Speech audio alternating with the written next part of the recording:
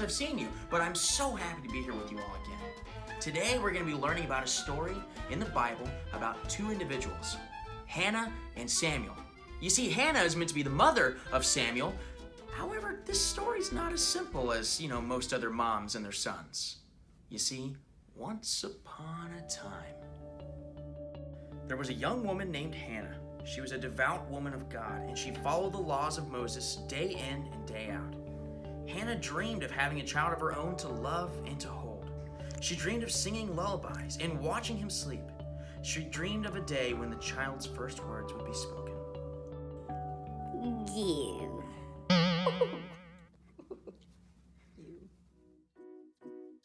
But year after year passed, she still had no baby. Hannah cried and cried. But even though she was sad, she would go to the temple to pray to God, saying, Oh God, if you give me a son, I will make sure that he gives his life to you. Now, Eli was a priest at the temple, and he watched Hannah as she prayed. He watched as her lips moved quickly, but she did not make a sound. He thought this was silly. So he said to her, Would you cut that off? You're being quite strange. Hannah responds saying, Oh no, dear. I'm not being strange. I'm praying to God for a son.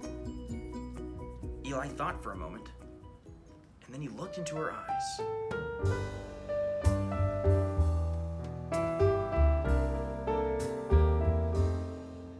And he said, All right, go in peace. God will give you what you're asking for.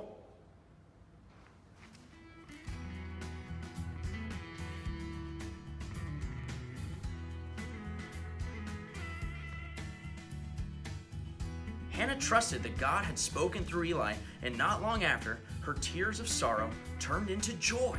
She was pregnant, and it wasn't long after that, 9 months or something like that, she had a baby, and she named him Samuel. She laughed and danced and kissed Samuel all over his little face. She sang lullabies to Samuel and held him close as he fell asleep. Soon it would be time for Hannah to fulfill the promises she had made to God. When Samuel was a few years older but still a boy, she brought him to see Eli at the temple. Hannah explained to Eli that she was the woman that he had seen praying for a son to come for so many years. Well, that son is Samuel.